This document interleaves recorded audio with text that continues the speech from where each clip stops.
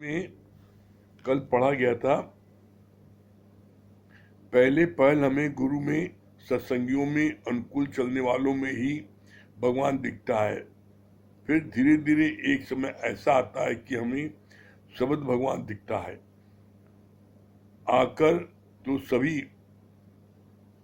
आकार तो सभी विनाशी हैं और उसके अंदर का तत्व वो अविनाशी है। कल यहाँ तक हुआ था, उसके आगे आज क्या बोले भगवान? जब हमारा शरीर नहीं था तब भी भगवान की सत्ता थी, फिर आज भी वो शक्ति है और हमारे शरीर के नाश होने के बाद भी वो सत्ता रहेगी। कितना क्लियर भगवान कर रहे हैं, क्या बोल रहे हैं?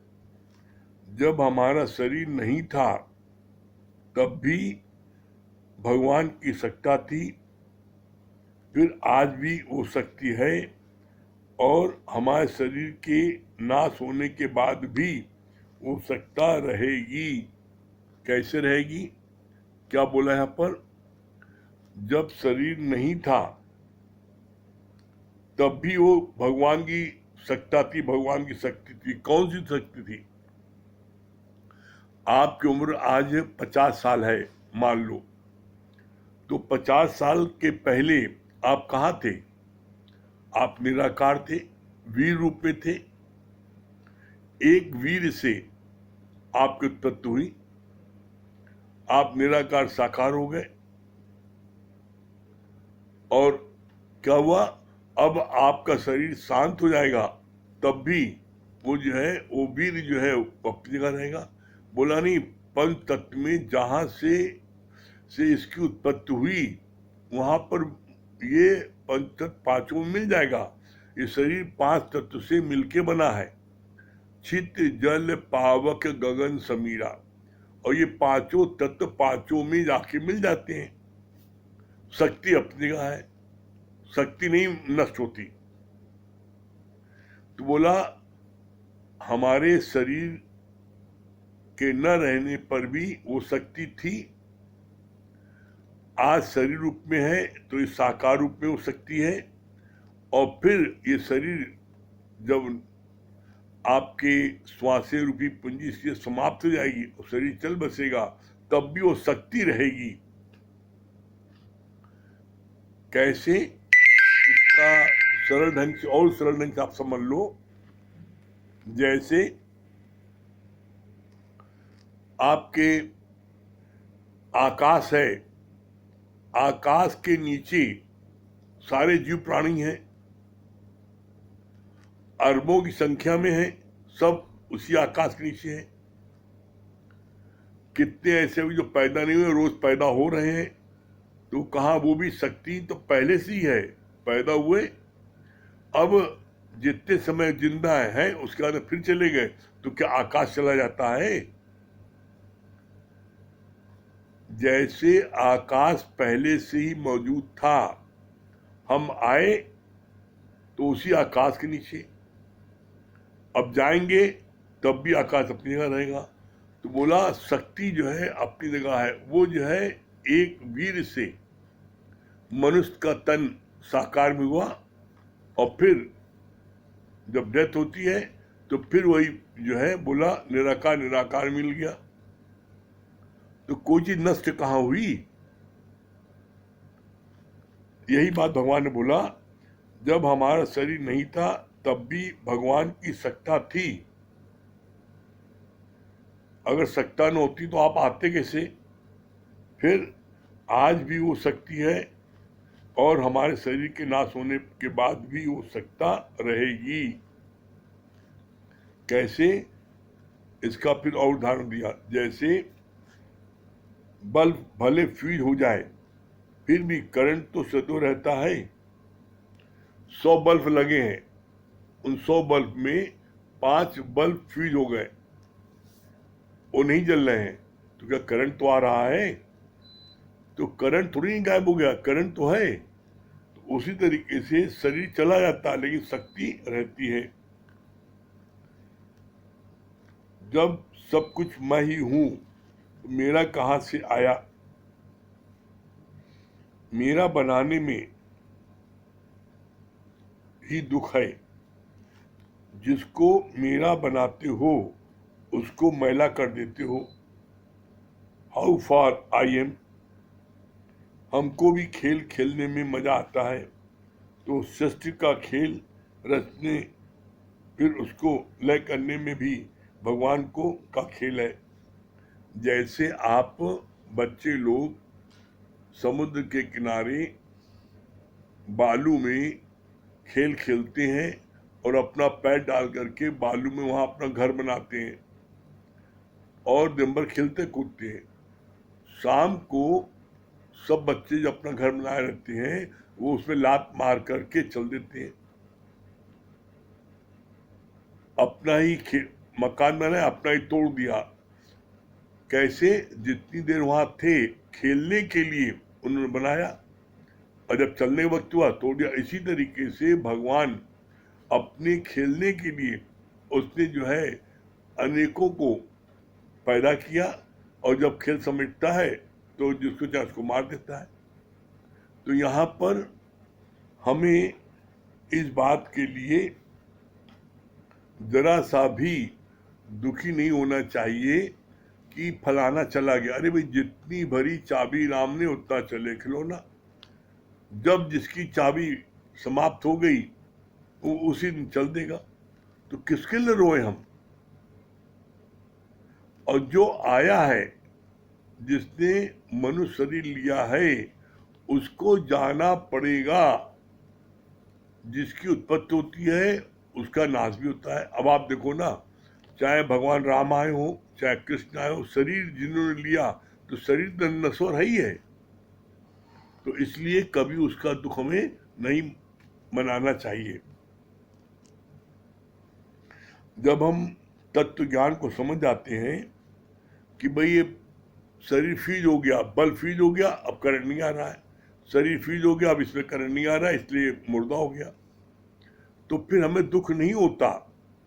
हम जब उसको अपना बना लेते हैं, क्या बोला, जहां तुमने किसी को मेरा बनाया तो मेरा मीन्स मैला, उसको तुमने मैला कर दिया। और मैला कर दिया तो क्या होगा? जब तुम्हारा दर्पण मैला हो गया तो तुम्हें अपने स्वरूप के दर्शन कैसे होंगे? इसीलिए कहा गया है ना, अपने मन की करो सफाई और तभी देगा प्रीतम दिखाई। मन हमारा जो है गंदा है तो हमें प्रीतम परमात्मा कैसे दिखेगा? तो हमें और मन की तुलना की गई है दर्पण से, शीशे से। जब शीशा साफ होगा तो हम अपना चेहरा उसमें देख सकते हैं। फिर बोला, जब सब कुछ मैं ही हूं, मेरा कहां से आया? मेरा मीन्स मैं अलग हूं और वो वस्तु अलग है। अरे कल ही पढ़ा गया था ना कि मगरमच्छ भी मैं हूं, शेर भी मैं हूं, हाथी भी, सब मैं ही हूं। तो फिर मैं अलग हूं और भगवान अलग है, दो हो गए, द्वैत। यहां बोला नहीं, जब सब कुछ मैं ही हूं, जब सब कुछ मैं ही हूं तो मेरा कहां से आ गया? अगर हम किसी को मेरा कहेंगे तो मैं अलग हूं और मेरा सामान अलग है, मेरी वो चीज अलग है। नहीं, परमात्मा ही वो बना है। कैसे? जैसे दादा भगवान से किसी ने पूछा, आपके हाथ में क्या है? उनके हाथ में चश्मा था। इन्होंने क्या बोला? कहा भगवान है। अरे चश्मा ही भगवान है? कहा ये भगवान है। कोई भी चीज ऐसी नहीं है जो भगवान न बना हो। भगवान स्वयं खुद बना, हर चीज जर्रे जर्रे में है। झांकी राम की और किसी सूझ वाली आंख ने पहचान की, जर्रे जर्रे में है। कोई जगह न तुझसे खाली है, तू व्यापक डाली डाली है। वो हर जगह है और वही बना है। इसका प्रमाण गीता में दिया भगवान ने। क्या दिया है? जब बोला सबना जिया का एको दाता, सो मैं बिसर न जाऊं। सारे जीवों को देने वाला एक वो परमात्मा है, ये बोला। गुरु जी ने उसको काटा कि नहीं, ये लिखो सबना जिया का एको धाता, सो मैं बिसर न जाऊं। पहले बोला था सारे जीवों को देने वाला एक वो परमात्मा है, कटवा क्या लिखाया, सारे जीवों को देने नहीं, सबना जिया का एको धाता, सो मैं बिसर न जाऊं। मैं ही सारा जीव बना हूं, मैं उसको न भूल जाऊं। सबना जिया का एको धाता, धाता मन होता है धारण करने वाला, सारे जीवों को धारण करने वाला एक वो परमात्मा है, उसको मैंने बिसर जाऊं। द्वैत यहां पर दो है ही ना, यहां सिर्फ एक है। एक वही भगवान, वही कृष्ण हर रूप में वही हैं, दिखाई पड़ते हैं, लेकिन तुम उनको समझ नहीं पाते। कैसे? जैसे बोला एक शीशा है, एक बड़ा शीशा है, आप उसके 1000 टुकड़े कर दो छोटे छोटे, और उन टुकड़ों को, सारे टुकड़ों को आप जो है कमरे की दीवार में लगा दो, चपका दो, तो सारे शीशों में तुम्हारी शक्ल दिखाई पड़ेगी। जो 1000 टुकड़े टुकड़े शीशे हैं, सारे उन छोटे शीशों में आपकी शक्ल दिखाई पड़ेगी। तो क्या आप एक हैं कि आप अनेक हैं? आप एक होते हुए हजारों रूप में दिख रहे हो। इसी तरीके से भगवान भी है, वो एक होकर के अनेकों रूप में दिखता है।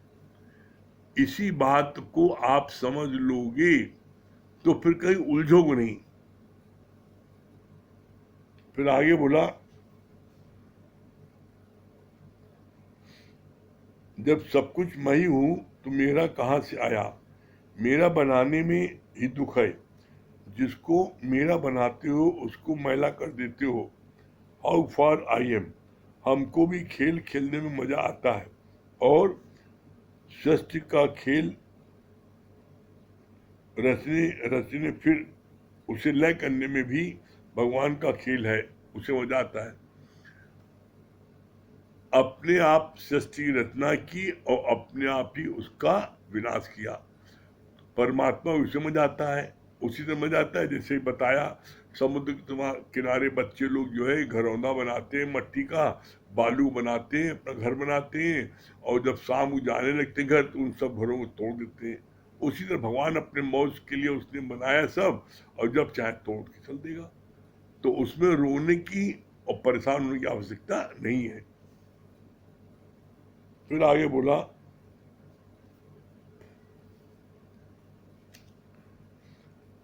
सत्य को जानने के लिए, सत्य को जानने के लिए जो विवाद होता है, फिर निर्णय निकलता है, वो वाद मैं हूं। मतलब जो वाद विवाद होता है, बोला, और जो निर्णय निकलता है वो भी मैं हूं, और जो वाद विवाद होता है वो भी मैं हूं। मतलब सब कुछ मैं हूं। फिर आगे बोला, अक्षरों में ओम मैं हूं। अक्षरों में ओम मैं हूं का अर्थ है कि आ अक्षर पूरी वर्णमाला में है, विराजमान है। हर अक्षर में का खा जिसको भी प्रोनाउंसिएशन करोगे उसमें बाद में पीछे आ आएगा। बोला ओम अक्षर वो मैं हूं, और फिर कितना अच्छा बोला कि वो आ भी मैं हूं। छोटा आ से लेकर के आप अंग्या तक बोलोगे, सब में बाद में आ आता है। कैसे बोला? कितना अच्छा बोला। का का आ आया बाद में, खा लास्ट में, आता है आ, खा, गा, हर एक में बाद में आता ना। तो बोला इसी तरीके से परमात्मा बोला कि परमात्मा हर एक में है। आ अक्षर प्रोनाउंसिएशन करेंगे उसमें आ पीछे आता है। जब इस बात को हम जान लेंगे तो कहीं अटकेंगे नहीं फिर हम।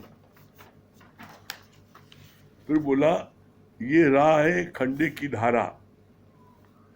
गुरु बोलता है तू भगवान है, तो फिर मनुष्य अपने आत्म भाव को न जानकर फिर देह सहित अपने को भगवान कहते हैं। तो यह है अहंकार। क्या समझे? ये राह है खंडे की धारा, रेड कारपेट नहीं है, ये खंडे की धारा है। गुरु बोलता है तू भगवान है, तो फिर मनुष्य अपने आत्म भाव में न जानकर फिर देह भाव में। जब हम देह भाव में आते यही अहंकार है। तो बोला नहीं, फिर देह सहित अपने को भगवान कहते हैं, ये है अहंकार। ये कौन सा अहंकार है? ये जो हम बार बार जो कहते हैं, इसमें क्या बोला? ये राह है खंडे की धारा। गुरु बोलता है तू भगवान है, तो फिर मनुष्य अपने आत्म भाव को न जानकर फिर देह सहित अपने को भगवान है कि उसके पास इतने भगवान कैसे हैं? भगवान तो आज भी केवल एक है।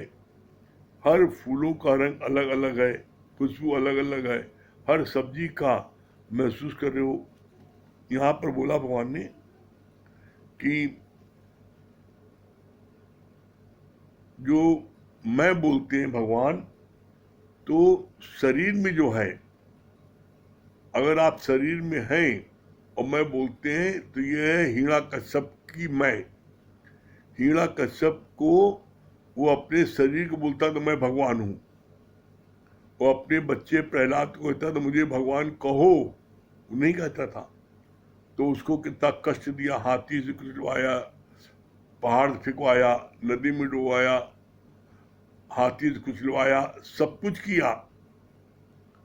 लेकिन वो कहता है नारायण, कहता आप थोड़ी नहीं है नारायण। तो यहाँ पर बोला कि शरीर किसी का भगवान नहीं है,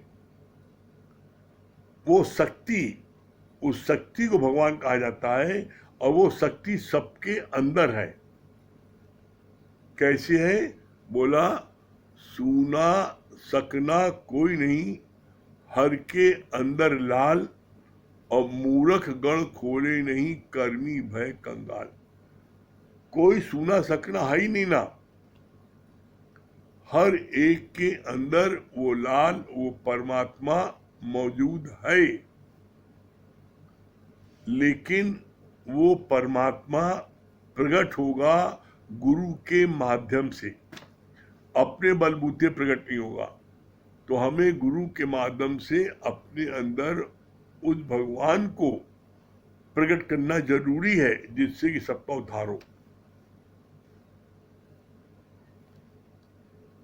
शरीर का अगर हम भगवान बोलेंगे हिरण्यकश्यप की तरह, तो फिर एक दिन नाश जरूर होगा। शरीर किसी भगवान नहीं है, जो शक्ति है उसको भगवान का दर्जा दिया जाता है, बोला जाता है। तो शरीर किसी को भगवान को के लिए नहीं बोला। भगवान तो आज भी केवल एक है। जैसे ही बताया गया ना कि सैकड़ों शीशे के छोटे छोटे टुकड़े हैं, उसमें सब में आपकी शक्ल दिखाई पड़ती है। तो क्या वो सैकड़ों भगवान होंगे? नहीं, भगवान एक है, लेकिन वो अनेक दिखता है। शीशे के टुकड़ों में, सारे शीशों के टुकड़ों में वो दिखता है अलग अलग। इसी तरीके से मनुष्य भी, एक मनुष्य अनेक दिखता है, अनेक का संबोधन होता है। उस चीज को हम जल्दी जान नहीं पाते। कैसे? बोला व्यक्ति एक है, वो किसी का बेटा है, किसी का पोता है, किसी के नाती है, किसी के चाचा है, किसी के भाई है। वही व्यक्ति जो है कहता है मैं फलाने का बेटा हूं, फिर फलाना भाई है, चाचा है। अब आप देखो उसके कितने रिश्ते निकल आए, वो व्यक्ति बच्चा जो है उसके कितने रिश्ते निकल आए। नाम एक है उसका, उसका नाम एक है, और उस नाम के साथ में कितने लोगों से नाम उसका जुड़ गया।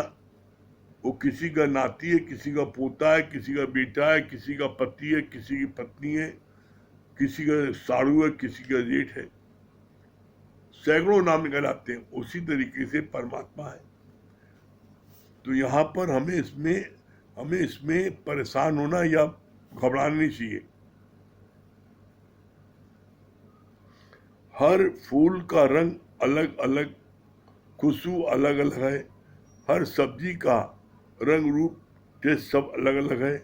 अगर परमात्मा की विभूतियों को महसूस करो तो तुम्हारा वजूद भी खत्म हो जाएगा। तुम गुम हो जाओगे। कब गुम जाओगे? जब तुम भगवान की सारी विभूतियों को याद करोगे। कैसे? देखो फूलों का रंग, आप कंपनी बाग आ जाओ, देखो फूलों का रंग क्या है? गुलाब का फूल है। गुलाब का फूल सब कहने को है, और 100 गुलाब के पौधे लगे हैं, 100 में जिसका जो गुलाब निकला है उसका उसका रंग सब अलग अलग है। दिखने में एक से लग रहा है सब लाल लाल है, लेकिन जब आप उसको पास से जाके देखोगे तो सारे जितने गुलाब है सबका कोई न कोई फर्क उसमें है, अलग अलग उसमें डिजाइन है। तो बोलो एक फूल की सैकड़ों डिजाइन हो सकती है, तो तुम्हारी नहीं हो सकती? बोला खुशबू अलग अलग है, और उसकी सारी खुशबू अलग अलग होती है। हर सब्जी का रंग रूप टेस्ट सब अलग अलग है। जितनी सब्जी बनती है उसका भी देख लो कैसा है, सबका टेस्ट अलग अलग रहता है। अगर परमात्मा की विभूतियों का महसूस करो तो तुम्हारा वजूद भी खत्म हो जाएगा। इन सारी चीजों को हम जब देखते हैं, वजूद देखते हैं, तो अपना अस्तित्व ही खत्म हो जाता है। कहा नहीं, जब मैं था तो हरि नहीं, अब हरि है तो मैं नहीं। इतनी चीजें आप जो है देखो, जब आप प्रकृति में देखते हो कि ऊपर आकाश, नीचे पाताल, बीच में धरती, वाह मेरे मालिक तूने कर दिया कमाल। न कोई खंबा, न कहीं लिंटर, न कुछ, सब कुछ चल रहा है। तो भगवान की जब हम प्रकृति को देखते हैं तो उसमें हम डूब जाते हैं, भूल जाते हैं वह प्रकृति में क्या नजारा है। तो ऐसे में जब हम भगवान की इन सारी चीजों को देखते हैं तो अपनी हस्ती भूल जाते हैं। भगवान के आगे अरे ऐसा कोई नहीं कर सकता। तो इसीलिए बोला गया है कि तुम इतना तगड़ कर क्या अपनी हस्ती गुम करते हो, पहले से गुम कर लो। मैं नहीं, प्रभु सिर्फ आप ही आप हो। जब आप प्रभु को आगे कर दोगे तो फिर परमात्मा तुमको क्या निकालेगा? पाताल से। भक्ति करे पाताल में, प्रकट हो आकाश, और जब तीनों लोक में छुपे नागराज। आपको धरती जब भगवान निकाल के प्रकट करेगा, कैसे नहीं प्रकट होगे तुम? तो स्वयं प्रकट होने की जल्दीबाजी नहीं करो। परमात्मा आपको स्वतः एक दिन प्रकट करेगा। फिर आगे बोला, कितनी अच्छी पहचान दी। अब आप देखो आप बस कौन आता है। क्या बोला? डॉक्टर से तुम अपने रोग के विषय में बात करते हो, सुनार से जेवरों की बात करते हो, दर्जी से अपने कपड़े सिलवाने की बात करते हो, ऐसे ही तुम्हारे से भी सबको केवल ज्ञान की बातें करनी चाहिए। आपसे लोग कौन सी बात करते हैं? आपके आगे कौन सा बोर्ड लगा है? अगर आपके आगे ज्ञानी का बोर्ड लगा है तो आपके पास दिन भर लोग कुछ न कुछ प्रश्न पूछेंगे, कोई न कोई बात रखेंगे, भगवान की चर्चा करेंगे। तो बोला कि तुम्हारे वहां बोर्ड कौन सा लगा है कि आप किस चीज का व्यापार करते हो? अभी ऊपर बताए नहीं कि दर्जी का बोर्ड लगा है तो आप दर्जी के पास जाते हो कपड़ा सिलवाने। ऑर्नामेंट्स का बोर्ड लगा है दुकान का तो आप ऑर्नामेंट्स लेने आते हो। कारीगर लिखा है ऑर्नामेंट्स का तो आप उसको अपना कारीगर को माल बनवाते हो। वकील है लिखा है तो आप वकील के पास जाते हो। चार्टर्ड अकाउंटेंट है तो आप अपने व्यापार संबंध जाते हो। तो आपके आगे क्या लिखा है? अगर आपके आगे भी ज्ञानी लिखा होगा तो लोग आपसे भी अपने मन की, अपनी प्रॉब्लम की बात करेंगे। अभी आपसे बात कौन क्या करता है? फलाना ऐसा है, ठिकाना ऐसा है, रिश्तेदारी वाली बात होती है? नहीं। जब परमात्मा की बात हो तो आप जवाब दो, और परमात्मा की बात न हो तो आप वहां से हट के चल दो। फिर आगे बोला,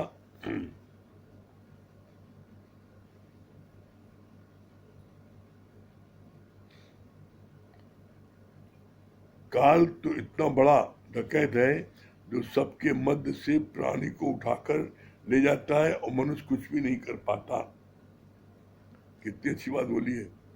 काल सबसे बड़ा डकैत है। आप कितनी 7 कोठरियों में छुप के बैठ जाओ, आप कितना कुछ भी कर लो, लेकिन काल वहां से आपको ले जाएगा और सब देखते रह जाएंगे और कोई उसका कुछ नहीं कर पाता, कोई उसको रोक नहीं पाता।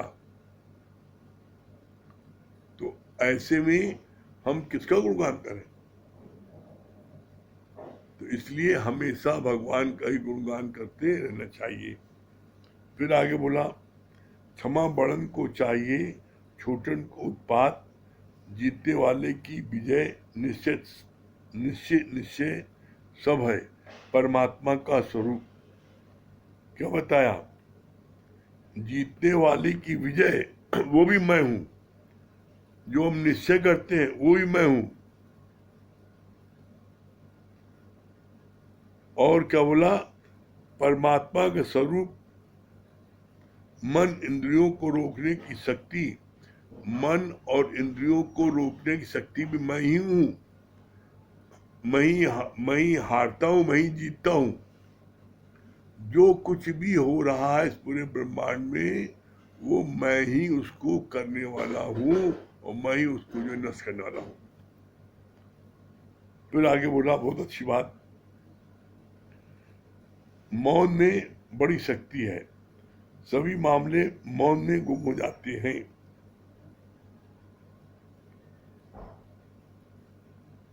मैथ में जो गुरु होता है वो मास्टर बनता है,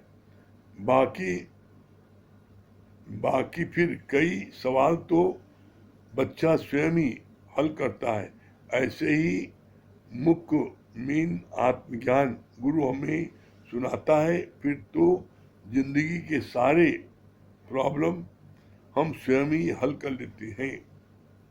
कितनी अच्छी बात बोली भगवान ने कि मैथ में आप मास्टर हो, आप उसमें पूर्ण जानकारी आपको है तो आप जो है हर जगह सक्सेस पाओगे। मैथ में जो गुरु होता है उसे मास्टर कहा जाता है और वो मास्टर सारी क्लास को पढ़ाता है। बाकी फिर कई सवाल तो बच्चा स्वयं ही हल करता है। बहुत से सवाल बच्चे अपने आप हल कर लेते हैं, लेकिन जो कठिन होता है नहीं आ पाता तो उसको टीचर हल करता है।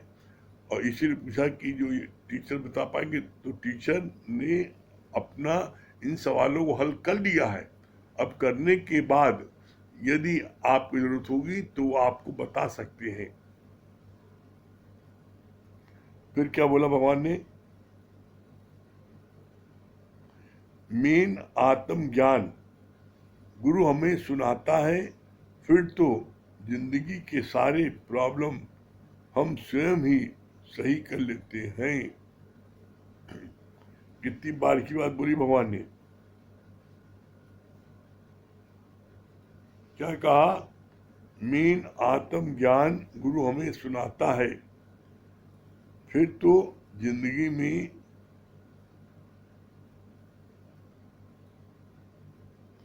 मेन आत्म ज्ञान गुरु हमें सुनाता है, फिर तो जिंदगी के सारे प्रॉब्लम हम स्वयं ही हल कर लेते हैं। ध्यान दीजिएगा क्या बोल रहे भगवान। मेन आत्म ज्ञान गुरु हमें सुनाता है। आत्म ज्ञान सुनाते मास्टर की, हाथी का पैर। जिसने भी ये आत्म ज्ञान गुरु मुख से सुन लिया तो अब वो सारी गीता में कोई कहीं जब प्रश्न करे आप आराम से उसका उत्तर बता सकते हो। क्यों? क्योंकि आत्म ज्ञान के अंदर सारे ज्ञान आ जाते हैं। आत्म ज्ञान ऐसा महत्वपूर्ण है कि इस ज्ञान को जो समझ ले तो उसको कभी किसी चीज की कोई प्रॉब्लम ही नहीं हो सकती, कभी दुखी हो ही सकती। दुनिया की कोई ताकत उसको दुखी नहीं कर सकती। आत्म ज्ञान का मतलब क्या है कि जिसने गीता ज्ञान सुन लिया, इसी को आत्म ज्ञान भी कहते हैं, इसी को ब्रह्म ज्ञान भी कहते हैं, इसी को गीता ज्ञान भी कहते हैं। जिसने भी इस आत्म ज्ञान को, गीता ज्ञान को सुन लिया मन मना भाव होकर के, जीवन में कभी भी किसी क्षेत्र में कोई भी प्रॉब्लम आती है, उस प्रॉब्लम को बाखूबी वो उसको दूर कर लेगा। उस प्रॉब्लम में वो विचलित नहीं होगा।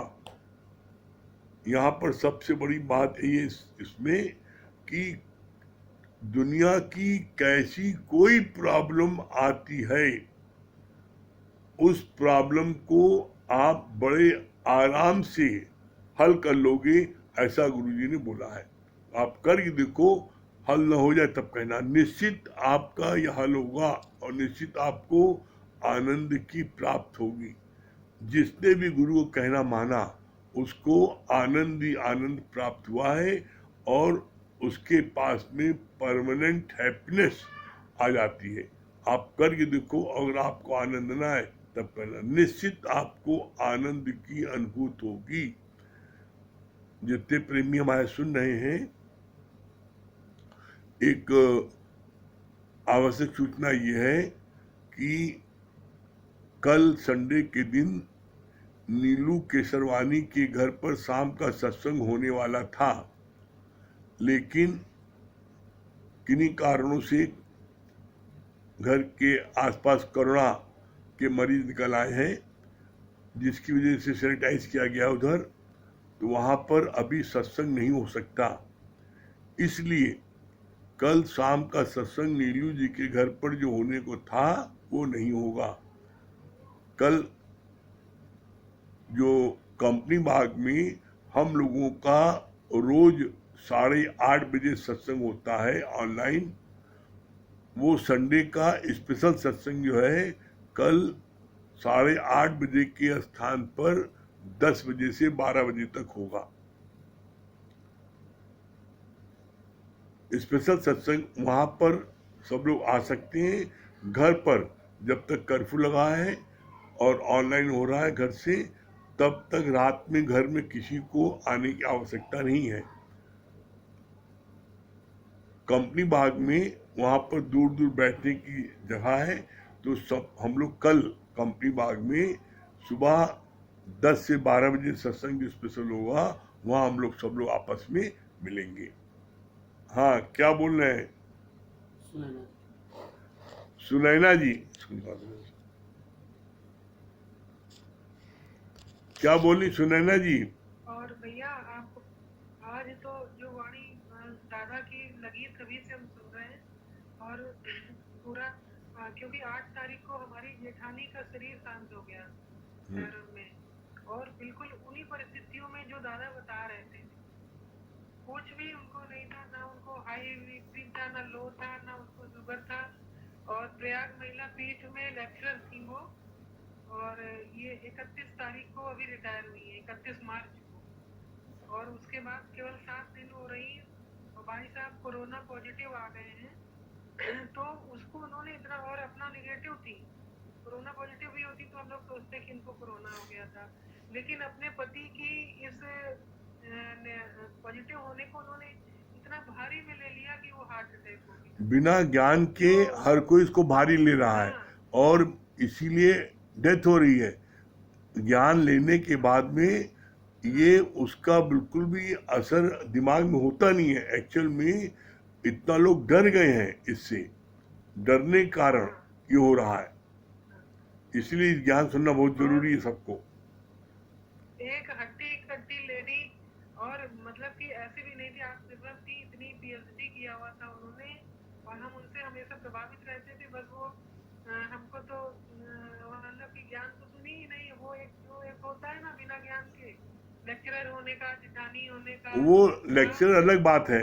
हाँ, ज्ञान हाँ ब्रह्म ज्ञान अलग चीज है। लेक्चरर होने पर हाँ, वो पैसा नहीं। कमा सकते हैं। हाँ बस बस हाँ पैसा कमाया भी।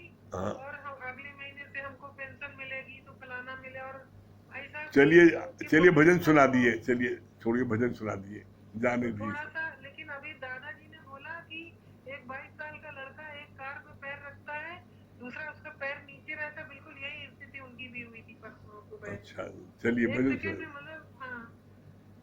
चलिए। जिंदगी में हजारों का मेला जुड़ा, हंस जब भी उड़ा तो अकेला उड़ा।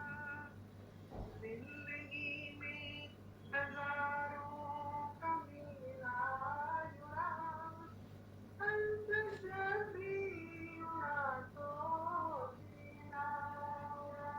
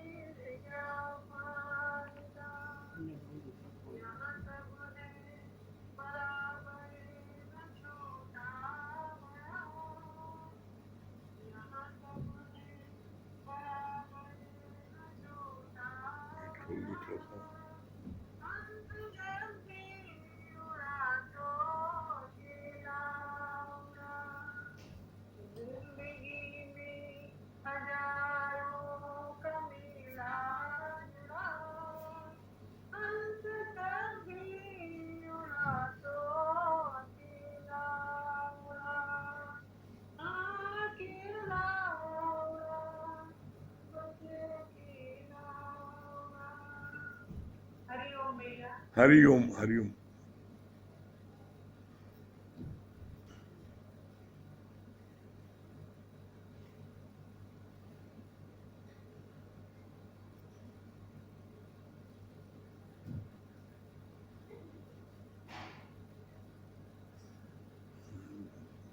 किसको बोला है?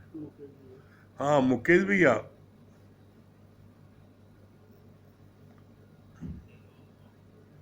मुके, मुकेश भैया।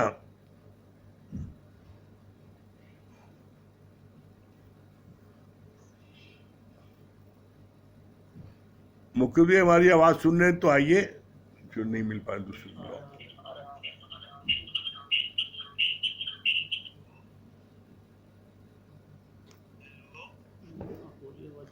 हाँ मुकेश भैया बोलिए।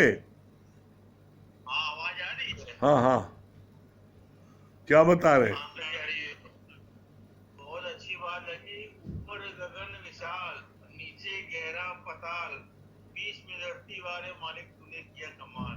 जब हम ईश्वर की महिमा में डूब जाते हैं तो सारे हम कहाँ भाग जाते हैं पता नहीं चलता।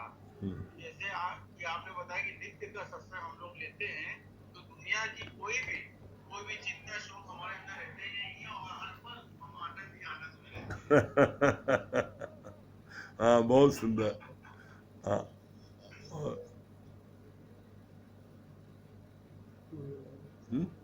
हाँ मंगल भैया। हरिओम, क्या बोल रहे हैं? आज ऑनलाइन सबसे बात हो रही है, हो जाएगी। क्या बता रहे मंगल भैया?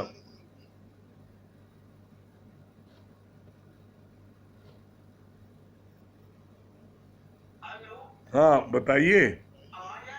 आ रही है।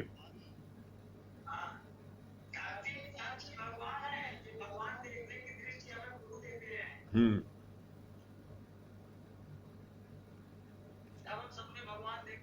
हाँ बहुत सुंदर। हाँ लक्ष्मी जी क्या बोल रही है? हरिओम। हाँ हरिओम, क्या बता रही है?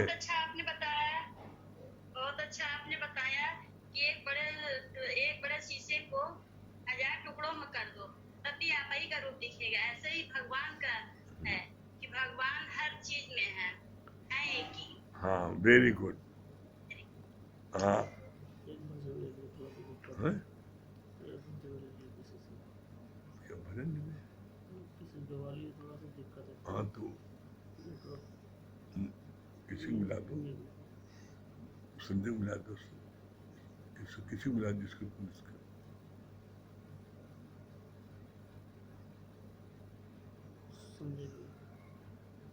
हैं? हाँ संजय भैया, संजय राजापुर, हमारी आवाज सुन रहे संजय भैया? हाँ हरिओम सुशीला जी, हरिओम। क्या बता रही है?